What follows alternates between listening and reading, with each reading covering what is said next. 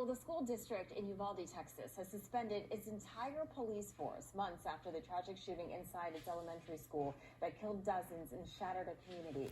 The district claiming that additional concerns have been raised over its police department's operations during the shooting.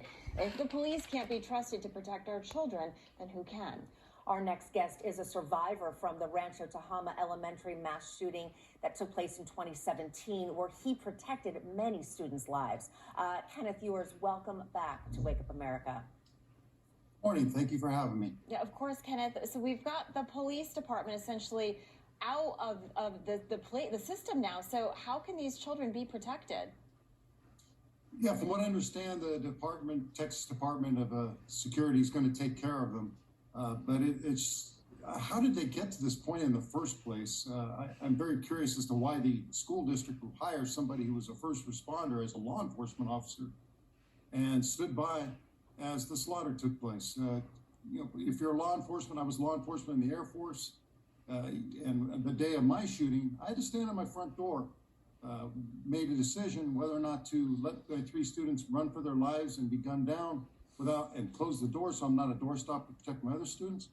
And my gut instinct, and I still remember at the time, is you can't leave these kids outside. And these cops who showed up within the first 3 minutes, their instinct should have been, we've got to save these kids. We've got to put a stop to this. We are the ones armed.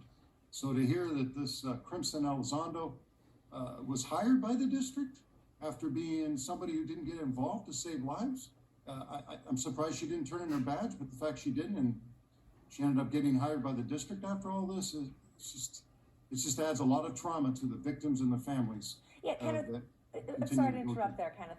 What do you think should be happening instead? Do you think there needs to be new training, an entirely different group of people brought in? What should the next step be? Well, if it's going to be the Texas Department of Public Safety taking care of them, it's difficult because people don't know when they get into law enforcement if they have what it takes when it's happening, such as this mass murder that took place. So you got to get people. You got to do a background check and make sure these people are ready and up for the job. But if they sadly don't come through, then those people need to get out of law enforcement either voluntarily or removed. The day of the shooting that took place in my school, we're a rural school, 20 minutes away from a police response.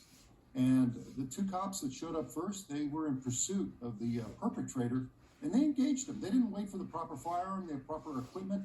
They engaged him on the road. And yes, it was dangerous for people in the area, but it had to be put to a stop. And so you need men and women with the mettle, with the right stuff to do it. And if unfortunately a situation happens where they don't perform, then they need to find another career.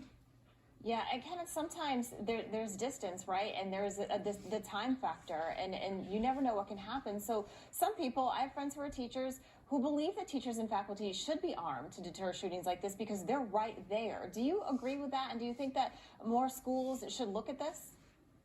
Oh, absolutely. I myself was a military policeman in the Air Force. I worked as an emergency police and fire dispatcher. So I got almost 6 years of experience. And because I carried in the military, I got my concealed weapon permit back in 2016 and actually asked the principal a year before our shooting if I could carry it because we're a rural school. And she said the superintendent probably wouldn't go for it. I didn't give much thought after that. But absolutely, if teachers are willing to go through the training and understand the liability involved, they should be allowed to be armed, especially if they have a background in law enforcement or military, because they've already got the training and they're willing to put their lives on the line. Teachers we're the last line of defense. If we're willing and you're volunteer, you're gonna use that firearm if you have to save lives. All right, Ken Yuers, truly a hero. Thank you so much for joining us. Thank you for having me. Have a great day. And plenty more still to come right here on Wake Up America. And don't forget to download the Newsmax app. Do what millions